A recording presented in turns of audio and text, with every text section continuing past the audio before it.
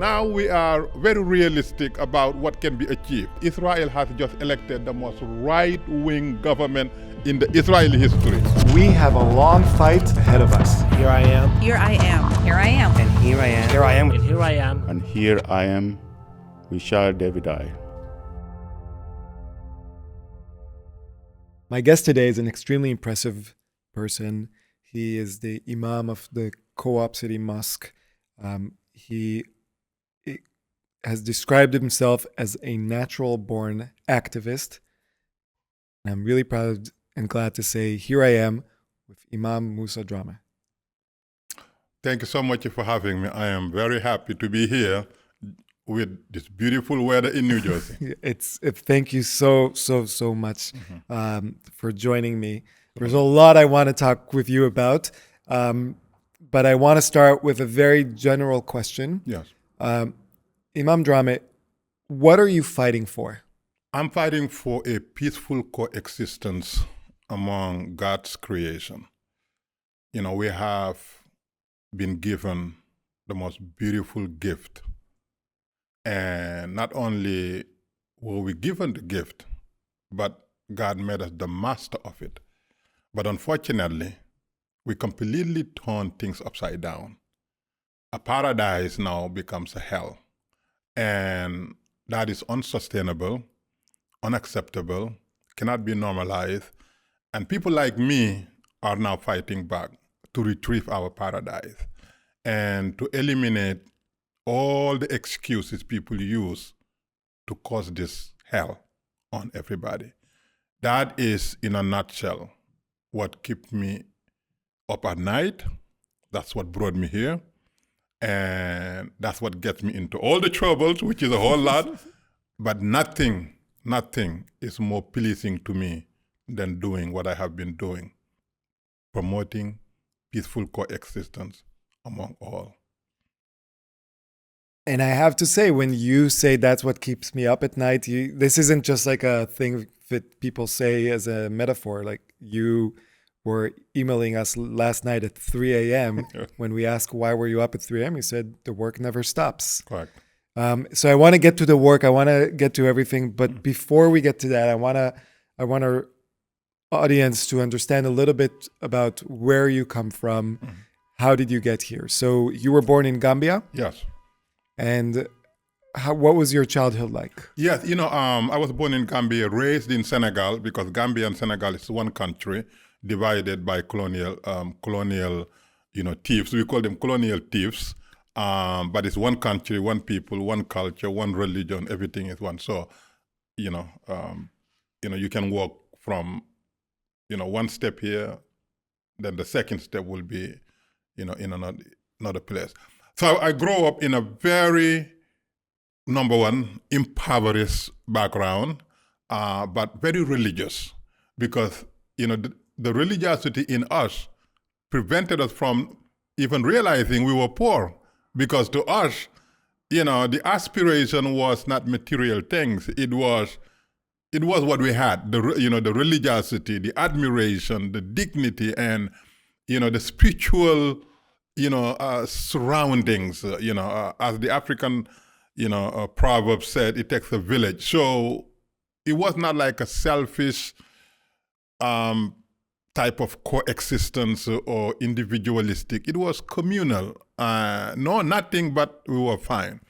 So, and early on, I don't know my parents, by the way. My mom died, I think, when I was about 3-4 years old. My father, maybe 7, 8. So I don't know them.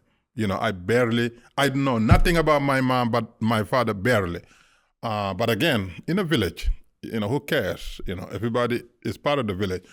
I didn't feel like I was orphaned and abandoned and isolated or vulnerable, because, my lifestyle was the same as anybody else, whether their parents were there or not. So therefore, it didn't make any difference that much. And because I didn't know them, then pretty much there was no attachment. There's no, connection. So, I don't know them. Then, when I was very, very, very young, I think maybe about 13, 14, then I went to school in a different area of Senegal. and studied Quran and Islamic studies. And then from there, I went to Dakar, the capital of Senegal, and then became an entrepreneur, selling things on the street. And from there, as a young person, didn't know anybody, but I have been very independent, all my life. I read somewhere that you started a cleaning service when you were 8. That was the very first community endeavor that I led, because it came because we were taught that 50% of your faith is about cleanliness. That's what we taught as Muslims. 50% of your faith is about cleanliness. And then when I walk in the village, I see all this garbage. I say, well, then something is not right. If 50% of our faith is cleanliness and we're not, so something is not right. So that young, I said, no, we're going to do something about it. So then we organized cleanup. Until today, that cleanup is ongoing. Until today, the cleanup you started when you were Absolutely. 8 is ongoing in your village. Absolutely. Back in Gambia. Yeah, wow. Because it makes sense. If 50% of your faith, why are you live in filth? So, and that's it. And then, by the way, that was the genesis of my community activism, my community organizing full-time job.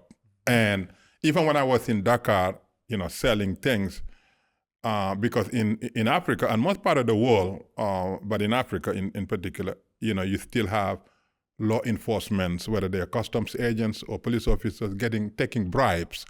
So now, anytime that I see, like let's say I'm in a car or I'm walking and I see bribe being exchanged, I didn't have the camera then, I didn't have technology, but had I had the technology, I would take picture of them. But what I would do is I will notice as much information. If there's a badge or whatever that I can read, I will do all I can to get as much facts. And I was young, and write about it, and then I will write, and then I will go to the television, look, nobody see me, and I put it under the door. Say that this corner, on this time, somebody took bribe, whatever. So that's what I was doing. Many other things, just activism. Anytime that I see something that I don't think is right, I will take action. But my number one focus, actually, all my life, was fighting misogyny. Misogyny. I was growing up, and then I was seeing the treatment of women in Africa, and I was so fed up. I said, no, this is not acceptable. So all my life, my number one, battle is fighting misogyny, especially the African culture and the Muslim world, because misogyny is a culture. Number one, it's a deadly culture. Number two is ungodly culture, but it's so normalized and so heavily practiced that people think it is fine. But I say, no, it's not fine. Even if it comes from the religious books, we got to change the religious books, because you cannot talk about equality while you consider half of your population second class. So I've been fighting misogyny, and if you follow my thing, my number one battle is about misogyny. And we'll get to all the other battles, but that is a very provocative thing. You don't see many religious leaders in any faith, and especially I can't think of many Muslim leaders fighting misogyny. How have you been accepted, or what is the reaction that you receive in your fight? Or they hate me. A lot of people hate me. A lot of people want me to disappear because of my activism. But, misogyny is one of the, they point a lot of verses and hadiths and whatever. And I say, well, then we're going to change it because something is not right. If you cannot talk about equality if one group is not being equal. I don't care where it comes from, which verse, whatever. So there has to be either misinterpretation or misconstructing things. Either we have equality or we have no equality. And so that's it. So, and especially in the Islamic religion, I'm very, very strong in pushing for anti-misogyny because, it is so profoundly unjust and so hurtful to see what is happening. Let me take it home. I come from Africa, West Africa, where, men having multiple wives is not only common, but it's like you must do it. Now, number one, you have a man illiterate, no money, nothing, having 2, 3 wives. I mean, you cannot take care of yourself, number one. You cannot guide yourself. Now you want to have 3 wives, and so that is the type of wall, unfortunately, that I don't want to normalize. And until today, it's still happening. And in many parts of the world. Let's take Afghanistan, for example. A woman not only don't have the right, but the woman don't have the right to education, and women don't have the right to her body, her face. Even the hijab that we universally promote that it's must for women. By the way, they misinterpret the same verse in the Quran. It doesn't talk about hijab. What does it talk about? Exactly. 90-something% of Muslims think that that's hijab, mandatory. It's not. That verse that most Muslims use spoke about, it was a message God was giving to those who were close to Muhammad. For example, like lunchtime, or let's say, meal time. Muhammad used to call them to come to his house for food.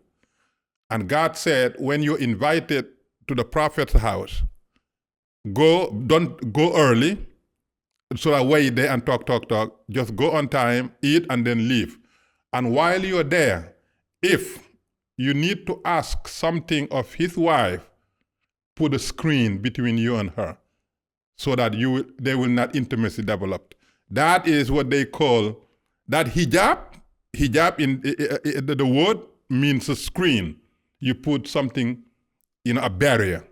And they took that means every woman must put hijab with them. Now everybody. Now Afghanistan took it to a next level. They now have these burgers or whatever they call it. So, I mean, the women are actually worse than a property. Even property have some rights or whatever. But so those are the type of inhumane, un-Islamic, uncivilized cultures that are normalized in the 2025 year. And people like me, I would be damn fool if I accept it or if I'm quiet, because my job as a human being is to tell the truth and to fight injustice and to fight equality. And that is one of my battles. And wow. And nothing they can prove it, because by the way, the worst thing, day before yesterday, I had a Jewish organization that has annual program, came to my mosque to talk to their students, and I walk them through Islam, how many branches of Islam, whatever. But I tell them, no, they're only two, They're one based on Quran, and they're other one based on so-called Hadith. And all the problems in the world, ISIS, Al-Qaeda, Bin Laden, terrorism, misogyny, are all following the Hadith-based Islam. So, because all the problems that now associated with my religion come from that. On the one side. Yeah, that one side. Because if you go to Quran base, let's take Judaism and Jews and Israel. If you go to Quran base, you will find more stories about Moses and the children of Israel and the Holy Land, more so than Muhammad and his family. Because the whole Quran is pretty much based on the story of Moses and some part Jesus. And, in our own holy book, chapter 5, verses 20-21, which no Muslim scholar ever talk about it, chapter 5, verses 20-21 repeats what Moses said. Moses is telling his people, enter the holy land in which Allah assigned unto you, meaning that the holy land belongs to the people of Moses, to the Jewish people. And this is our own holy book. So, and many, many other things that if we follow it, then there was no problem about it. The second thing also on that vein, and this is the most controversial of them all, and I hope that they're not going to come to the bonus and get me. They call the Masjid Aqsa, the Haram Sharif, the third holiest mosque in Islam. I mean, how could that be? Number one, in Medina, you have the first mosque in Medina called Masjid Baqi, even before before the Prophet's big mosque. There was a called Masjid back, the first one. They ignored that. The second thing is, before Muhammad and his followers went to Medina, Hijrah, whatever, guess where they went? To Africa, Abyssinia. 5 years after Muhammad declared his prophecy, they couldn't stand him, whatever. He said, you know what? In order for us to be safe, we got to go to safe kingdom, Abyssinia. They went there. When they went there, what they did? Build a mosque. How could that mosque be less important than Masjid Aqsa? Masjid Aqsa did not exist during the lifetime of Muhammad. But my understanding is that the Al-Aqsa Mosque was where the rock where the story is that Muhammad ties his donkey and then ascends to heaven, right? Is that and this is my understanding from an outside. That's what Muslims understanding. But even that verse, just like the hijab, that verse say Muhammad ascended. No Quran where Muhammad ascended anywhere. Because Muhammad did not bring prayer.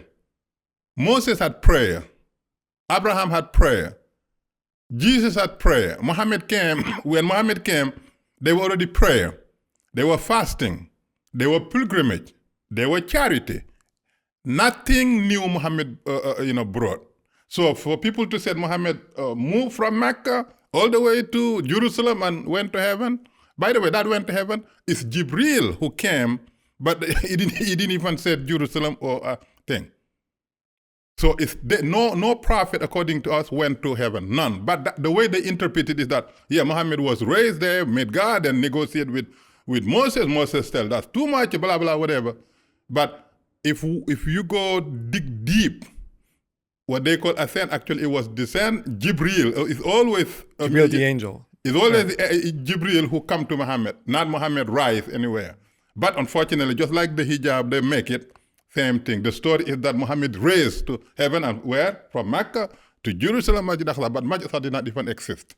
Masjid Aqsa was built to over 70 years after his death.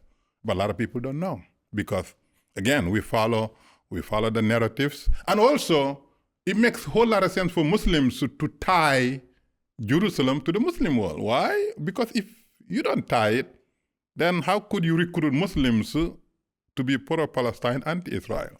So you have to have a very strong connection to it. I'm not saying... But the connection has been there for many years, before Palestine, before Israel, before everything, right? The connection of Muslims to Jerusalem, to Al-Aqsa. Absolutely. No. That, by the way, that does not diminish the connection of Palestinians to the Holy Land.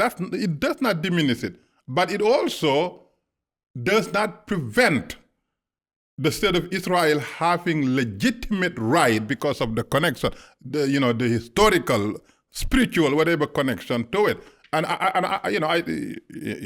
everything that I said is not.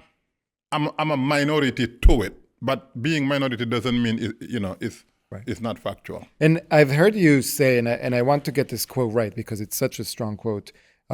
You said, "Jews have every right to live in Israel as a sovereign nation in peace and security. It is also my hope that there will be, next to Israel, a Palestinian state whose leaders and people fully and sincerely share this vision of friendship and peace."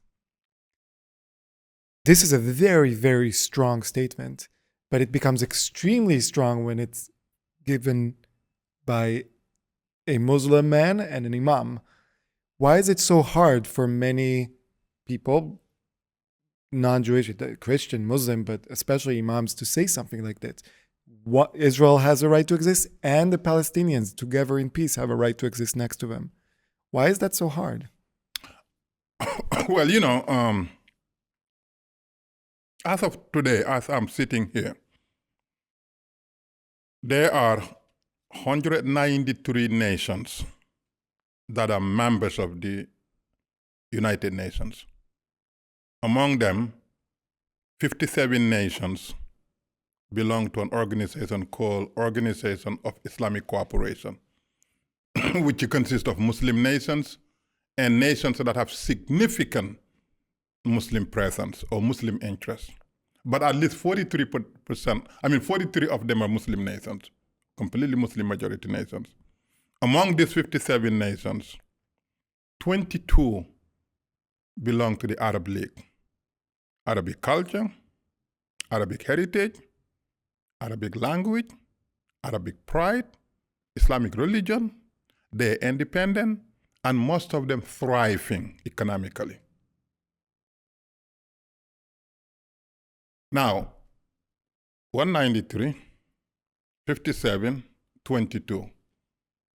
Spend 70, 80 years fighting one small tiny place called Israel. That historically, that politically, that religiously, that spiritually can never ever be disconnected to the Jewish people. Nobody can do it. Now, no matter how much you are anti-Israel, you cannot honestly do it. It's not doable. Just like you want to detach the Chinese from China, Indians from India, African from Africa, you cannot do it. And that tiny nation is surrounded by enemies, some of whom want nothing more than to eliminate it forever and ever. And not only do they want it, not only do they pray for it, but they actually, actively working to making it happen. And that small nation is the only nation in the world where children as young as 4 or 5 years old, the first lesson being taught to them is to run to a bomb shelter for safety. In the year 2025, you have a nation that is legitimately positioned where it is, according to God, where its own children, I forget about the adults, its own children will be taught from day one how to run to a bomb shelter. And the people that oppose Israel and the people who are anti-Semites, they're enjoying their lives in nations and environments that will never tolerate such crimes against humanity. So for me as a Muslim, for me as a human being, for me as a fair-minded person, and for me who read Quran, which chapter 5, verses 20-21 tell me, the Holy Land, enter the Holy Land in which Allah assigned unto you. I cannot, sit idle. I cannot follow the ignorant anti-Semites. No matter what happened, I will have to speak up. If my speaking up costs me my liberty, my life, whatever, maybe that's the reason why I came to this world. But one thing I would never do is, I would never ever accept or be silent in the midst of anti-Semitism or anti-Israel. Even now, anti-Zionism, which I said, if you are anti-Zionist, that means you're definitely anti-Israel. And if you're anti-Israel, you have to be anti-Semite. Because you cannot tell me the whole nations in the world, you just pick one and then you're against it. Now let's talk about, people say genocide. Well, there are many things to talk about genocide. Number one, there's no genocide. Now there's a horrendous, violence taking place in the Holy Land on a daily basis. And there's a tremendous, violence that took place since October 7. Unacceptable, cannot be normalized, and nobody can justify it. That is a fact. However, we also have to know that the genesis of it is Hamas.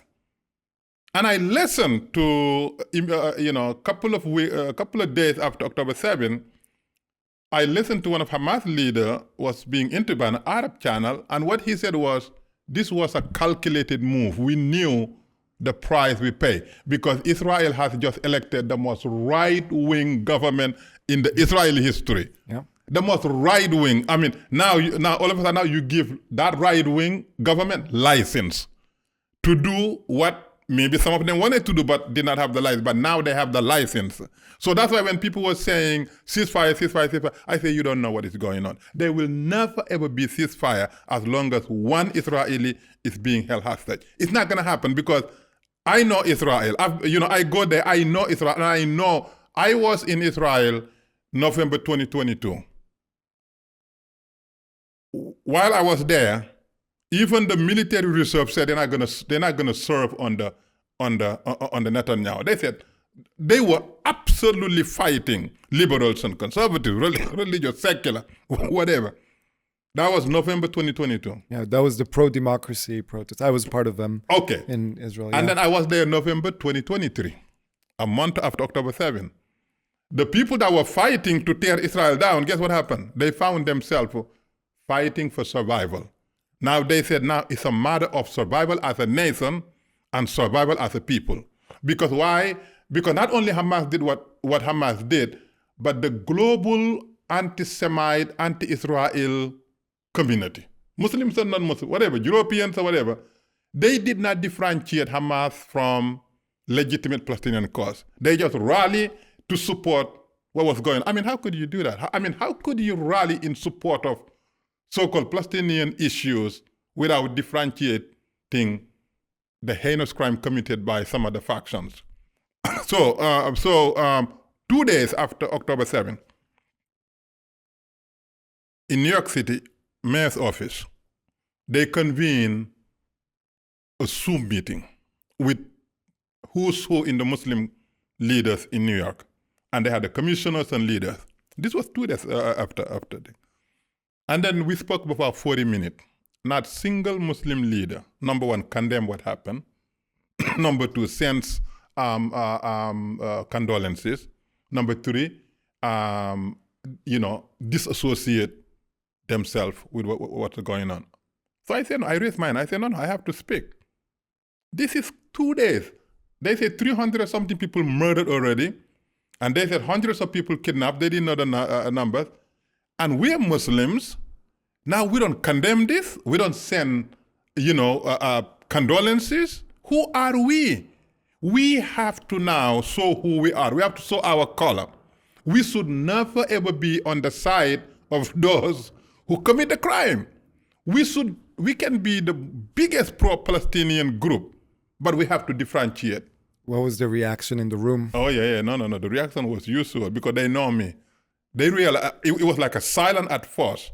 Because when you hit people with facts, even if they resisted, it would be later. But the first reaction is because we have God created us naturally to be good people. Therefore, whenever truth or goodness comes, it has some type of effect, even if you reject it, whatever. So there was a silence at first. Then there's a resumption of whatever. But they understood that I told the truth. They understood that this is what we need to do. If we don't do, and by the way, I said, if we don't differentiate the legitimate pro-Palestinian cause and Hamas, it will be the worst of the worst. And I told them, I know what the government of Israel now. I know Netanyahu's people. I'm familiar with Israel. And Israel now has license. Netanyahu has license that he never ever had but always wanted. Netanyahu and the people around Netanyahu, like-minded, now Hamas give them license. And it will not going to be pretty. It's going to be worst of the worst. Look what happened now. So the mistake was the Muslim leaders should have come together and have a letter saying, we are Muslims. We don't support, we don't condone, we sympathize with Israelis. And then, this is our condolences and we'll work with the Israeli, whatever. And then end. Now, 2 days later, 3 days later, you know what Netanyahu will do. Netanyahu will not spare a single stone after October 7. Because I was there and I see, the number one, the scare, the concern, the embarrassment, the confusion of the Israelis. Because, Israelis, you're Israelis, they have self-confidence. They thought that even if the moon come, IDF will prevent it. That's the type of certainty they had. Then Hamas did that. They said, wait a minute. No, something is not right. So no, we are vulnerable. That vulnerability, they never thought that they were. They thought that they had it. And that was, you can read it from their faces, that they were concerned. What is next? And that told me Netanyahu got the license that he was praying for. And I said, anything related to October 7, we'll feel it like atom bomb. I saw it from day one, and I knew that Netanyahu will not spare. And I knew no United Nations, nothing will stop Netanyahu. I knew that. And then, I wrote a lot of pieces, circulated, if you check it. Everything I predicted came 100%. It's important for people to understand. There are several terrorist organizations within the Palestinian society. Hamas is obviously the biggest and most lethal one. Hamas is also the most religious one. And when they engage in terrorist attack, and especially the October 7 massacre, they say they are doing it not because of land, not because of politics, but because of, in the name of Islam. And if someone like that listens to you, they will say, you don't understand Islam. Yeah. We're engaging in the holy jihad. This is what the book tells us. What would your reaction be to someone like that? Well, my reaction is the same as their reaction. So they will think I am the biggest idiot God ever created. and I'm also going to think the same thing. About them. Yeah, and so that will never change. Reality is reality. And there's nobody, actually, I wouldn't say majority, but a lot of Israelis identify with the Palestinian plight. A lot of Jewish people, whether they're religious, secular, whether they are in Israel or outside Israel, a lot of Jewish people identify with the plight of Palestinians. A lot of Jewish people would love to have a peaceful coexistence some way. A lot of Jewish people would want not to continue, to have these ongoing conflict, to remain. A lot of Jewish people, forget about Muslims and Palestinians or whatever, a lot of people. However, it's not what one does, but how one does it. Palestinian Authority had their platform, and their platform is liberate ourselves from the occupation and have what everybody else have. We have our nation. We dictate our terms. We have our security. We have our banks. We have our schools. We have life. That is their doctrine now. That's their platform. But the platform doesn't call for the elimination of Israel. The platform is not as much elements of the Palestinians as anti-Semite, but the general platform is not even anti-Semitic platform. They just want liberation. They just want freedom. They just want a state. But then you cannot deem them completely anti-Semite. That is not true for other factions. The other factions, as long as Israel exists, then the resistance must continue on. It is an intergenerational mission to them that the very existence of Israel is an unacceptable reality. Therefore, no negotiation, nothing. Our goal here is the elimination of the foreign occupiers to our Holy Land. And we're not compromise. Now, sometimes things get tough, then they may say whatever, but the doctrine has not been officially changed. I read it recently. The still is, from sea to river. That is the goal. And now, that is the goal. Therefore, any casualty, whether they are Muslims or Jews, is a collateral damage to them. They don't mean to kill you, but you are in the way. You're not their objective, you're not their destination, but you're collateral damage. I'm sorry, but we're going there. That's how they see it. So you cannot base that on Islam.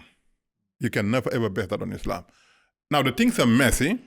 I wouldn't say, they're black and white, but you cannot base the actions of some of the factions. You cannot, suicide bombings and, a lot of things can never ever be justified in Islam. Now, there are legitimate resistance to occupation. That is religiously, politically, socially, economically. There are legitimate resistance to occupation. Fine. But that is what the Palestinian Authority is trying to do. That's not what Hamas is trying to do. What Palestinian Authority is trying to do, he said, you know what? We have tried everything. 1945, Arab League was formed to prevent the creation of State Israel. We failed. 1963 or 65, Organization of Islamic Cooperation was created so that we can bring all the Muslims into our corner. We failed. Now, we went through war several times. We failed. Now we are very realistic about what can be achieved. Let's have two states side by side. That is different from, we don't want you no matter what. You are foreign occupiers. So the objective that some of the factions have can never be Islamized. Even though, that's why you know who's the biggest supporter? Iran. And there's a reason why Iran, rather than all the other so-called Sunni nations, should be closer to Palestinians because they're closer in ideology, closer in heritage, closer in everything. But the number one supporter is Iran. And so you can... And to explain to people that Hamas is a Shiite organization, Sunni organization. Yeah. Iran is a Shiite nation, yeah. Or at least the IRGC is the Shiite leaders. And there's that's the original rift in Islam between the Sunni and the Shiite. Until today. Yeah. So I'm not here, and it would be very unfair for me to sit here in your beautiful studio in New Jersey, demonize the Palestinian legitimate cause. It would be unfair, it would be unjust. I agree. They have legitimate reason to fight for their state. They have legitimate rights to live like human beings. These are all rights that nobody can deny them. But the so-called, the movement has factions that are anti-Semite. Now, anytime you bring anti-Semitic into it, now you cancel the legitimacy of it. So October 7 was anti-Semitic move. This was not resistance. This was anti-Israel, anti-Semitic move. And this was one of the worst, if not the worst of the worst. And this was inflicted so that the end goal, which by the way, the leader, Mr. Masal, articulated, the end goal was to to continue to isolate Israel from the international, community. That was one of the goals. They knew that the price was going to be heavy. They knew Israel was going to come hard. They knew a lot of people will lose their lives and everything. And they knew that no place, whether it's a hospital or school, because, after October 7, you think Israel will say, oh, this is a hospital, or this is a school, this is a daycare. Israel know that the people who do it, they're not going to be in homes, and they're going to be where it's the most sensitive, where the global say, oh, you don't touch it. Everybody knew that. Everybody knew Hamas fighters will not be in vulnerable places. They have to be in hospitals with gowns and schools with uniform, whatever. And Israel knew that. And that's, for me, I knew what was coming. I was not surprised. For me, I knew what was coming. And I also knew that no place was sensitive, no place was sacred concerning IDF's operation. Because how would you get the bad guys? You think you're going to get the bad guys from different places? No, you get them from sensitive places, commingling with people. And because, Israel said, no, this is not going to happen again. And therefore, to end it, we'll go wherever we have to go. And that's exactly what happened. And ceasefire I knew was not going to happen. I knew 100% there will not be ceasefire while you have the hostages in the hands of Hamas. That's not going to happen. Can you explain to people what is the difference between Islam and Islamism? Well, I think Islamism, number one, I don't know what Islamism is. I know what bad Muslims are. I know what some people use Islam to gin up their cause so that they can recruit more Muslims and do horrendous things. If that is the term Islamism, then they're absolutely the opposite of Islam. Islam means total submission to God. Islam means total submission to God. And then Islam is described, the most perfect verse in the Quran that describes Islam can be found in chapter 2, verses 177. Chapter 2, verses 177 describe what Islam is. Islamism, as the word, which is new to me, I don't know what it is, but what I believe it is, are those who pretty much use Islam as a legitimate platform for so-called jihadists, whatever that jihad means, and then they can justify that, we're fighting for our rights, for our land, for our dignity, for our this and that. But it's not what you do, it's how you do it. Number one, jihad is never ever an offensive, battle. Never ever ever. I mean, as a matter of fact, even some of the some of the hadith that they quote, one of the hadith said, even if you are sleeping in your home and an intruder come to rob you, whatever, the first thing for you to do is not to attack the intruder, but if there any way where you can either escape or prevent it without hurting that intruder, do it. But if at the end you have no other choice, then killing that intruder is your right. But hurting him or killing, that's not the first option. The first option is, can you diffuse? Can you bring peace? Can you do whatever so that nobody will get hurt? If that is not that is impossible, then whatever defensive move you can make, then that's your right, because that's your property. Nobody should have the right to intrude. But just to show you the peaceful nature of Islam and the doctrine of Islam. But when these people now pick some verses, and by the way, every verse after 9/11, I went through so many years of every verse that they use as, jihad, fight, fight, kill them here, kill them there. You read the entire story. It's not even talking about that. And even when you read it, the strategy of war, then you see it's all about defensive mechanism. At the end you have no choice, then this is what you do. But if you read the story from the top, never ever an offensive word, never in Islam. You can go to Quran. Well, hadith, you can have because a lot of hadiths are anti-Semitic hadiths. I mean, I'm telling you, a lot of they will not judge what they're saying from Quran legitimately. Or if they do, they just pick something and then misuse it. Just like the way they misuse this, the way they misuse a lot of things. But if you read every war strategy in the Quran, I'm not talking about hadith, I'm not talking anything else, I'm talking about Quran itself. It's never ever an offensive, and never ever anti-Semite, never ever anti anybody else. Never, never. You can read Quran, but of course hadith, you have what? Thousands of hadiths that anti-Semitic, anti this, anti that. And this is what they use to justify, whatever Islamist, whatever action. But no, let's take, for example, this group that came, ISIS. Let's take ISIS, for example. I mean, how do you reconcile a group of thugs, murderers, ignorant, violent, un-Islamic people? Number one, want to create a state. I mean, number one, you're not even religious. Want to create a state. You are a liar.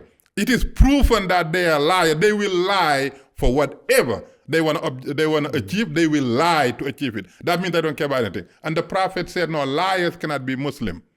And yet you use lie for whatever to justify your thing. Number one. So, but yet, cutting people's head.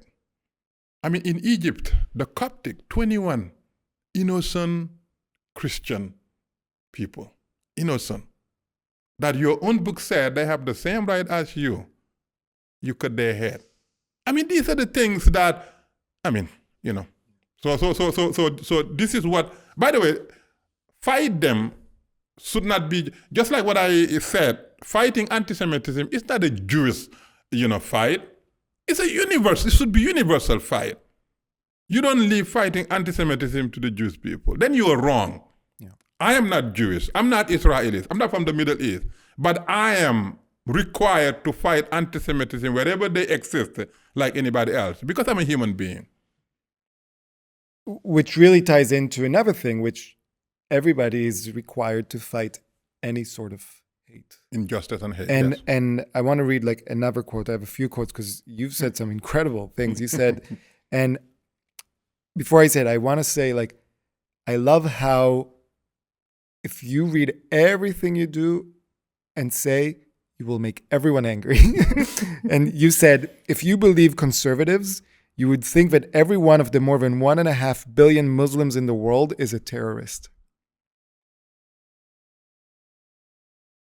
So let's talk a little bit about Islamophobia, because just like it's all of our responsibility to fight anti-Semitism, it's all of our responsibility to fight misogyny, it's all of our responsibility to fight anti-Muslim hate. Yes.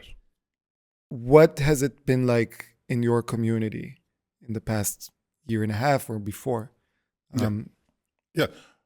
I'll give you a perfect example. After 9/11, the Christian conservatives, so-called Christian conservatives, and the right-wing Israelis, because sometimes they're in bed. Yeah. Even though their objectives are different, they're tied by the Holy Land, but the objectives are different. But sometimes they're in bed. So the right-wing Israelis and the so-called Christian conservatives after 9/11, there was an alignment and a movement to really now go after Islam. This was concerted effort. Now I'm privy to it, because after 9/11, there were only 2 Muslim leaders that were talking. I was one of them. Nobody else talked. I travel around the world, work with intelligence, NYPD, everybody. And I told them, I'm a Muslim, I'm a New Yorker. You attack New York, you attack me, and then I will give you everything you need to know about the Muslims. And so there was a concerted effort between the so-called Christian conservatives and the right-wing Israelis, because number one, again, they have what they needed. These are not too friendly to the Muslim world. They're not the best friends of the Muslim. But now that 9/11 happened, now that this is a real license, just like Netanyahu's October 7 license, 9/11 also gave it to them. So they devised some of their objectives. Some of them joined the military. There were a lot of, what you call KKK, young KKK men joined the military. It was not that they loved the nation. They joined the military because they said that give them access to kill as many Arabs and Muslims as possible. They say it. That's a fact. Military. Some of them joined law enforcement, police, FBI, whatever. And again, it was not like patriotic move. It was, very strong hatred that will give them license, to access. Some of them use the peaceful way. They dispatch a lot of evangelical, ministers, volunteer to go in neighborhoods, predominantly Muslims, some Muslim countries, whatever. A lot of them come to me. They will spend a lot of days, and they were very humble, very generous, and just to be your friend. But the objective was, to remove from darkness, so-called darkness, from ignorance and, from infidelity, whatever, into the thing. That was the thing. So there were several objectives and different methods and whatever. Whatever that was, available to them, they used, because that was the time to deal now with the Muslims, because we can no longer tolerate this. Anyway, and by the way, some of them are fine. That's, for me, nobody works to attack what was wrong with Islam more than I did. Nobody, because that was my number one goal. To set, if you're gonna use Islam and terrorize the world, then I will be one of your customers. And then my wife and I went to things. So what happened now is this. Unfortunately, because of the religion that is hijacked by the worst of the worst creation. People, so-called ISIS and Al-Qaeda, whatever, these are the worst of the worst of the worst. Number one, a woman is just a property. Number two, non-Muslims, they're nothing. They're lost. And even the Muslims who even cooperate with government that is so-called un-Islamic government. By the way, there's no Islamic government, but the so-called Western government. And then, you are a target. And if you ever normalize your relations with Jews or with Israel, then you definitely now an enemy. So all these things, these are bad people. And nobody should tolerate them. I mean, horrendous things. So because of those people now, unfortunately, the so-called anti-Muslims now want to package the whole Muslim world into their platform. And because what they did was obvious. 9/11 was obvious. All the, bombings and suicide bombing. These are obvious. These are frightening. These are really, really, really heinous crimes. And now they use it, for the Muslims. So that was the reason why I'm saying this and many other things. But then you said something else, because this is why I feel like we are almost like the same person. You made the conservatives angry. Let's make the liberals angry. Yes. Because you said when a terror attack is perpetrated by Muslims, liberals will not even state that fact. Correct. Why? Why you, an African Imam, can say this was perpetrated by a Muslim terrorist? And if he was or she was a Christian terrorist or a Jewish terrorist or whatever, but they're a Muslim terrorist, you can say it, and a liberal in America cannot say that. I wish if I had the answer. And we're all looking for the answer. Again, the so-called liberals. By the way, I know that I'm using these labels, and nobody should be using labels, but just for the sake of people understanding the message. That's all I mean. Generalizing people or groups is very wrong, very ignorant. But when you say liberals, people understand who you're saying. Yeah. When you say conservatives, so that's all I mean. I'm in New York City. Okay. In New York City, you have, and I give them new name and they don't like it. I call them far left anti-Semitic socialists, and they hate it.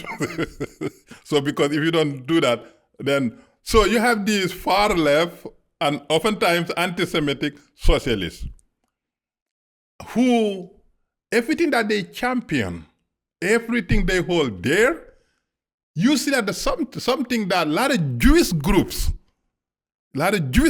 also hold dear.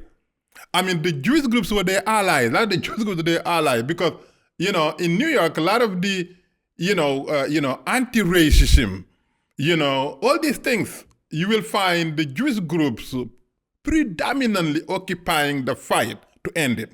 That's why even the civil rights movement, who were the best allies to the black community, the Jewish community?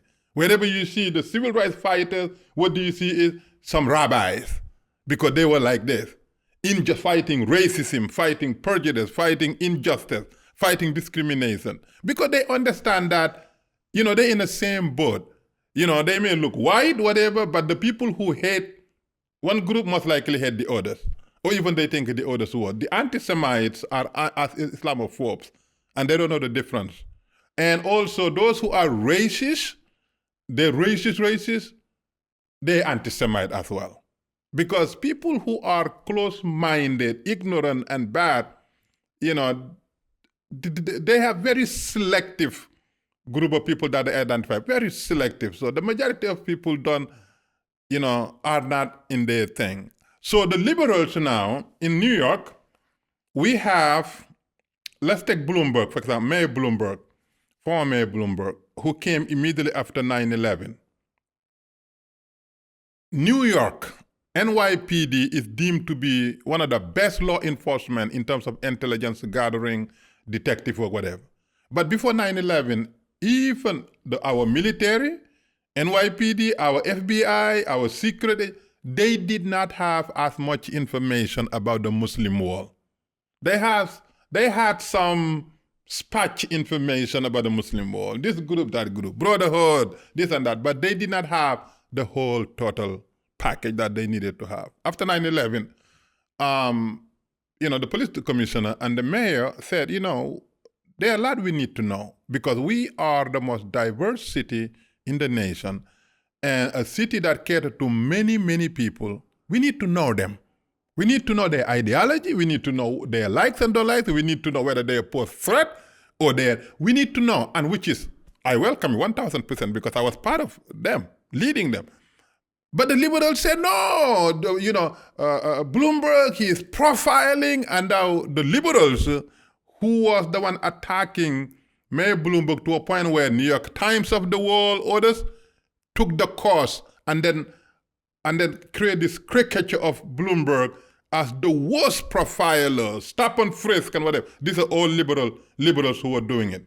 They don't care about crime. They don't care about violence. No, all they care about is, for them, I call them, every law enforcement is a suspect, every criminal is a victim. I call them that. That's how they see things.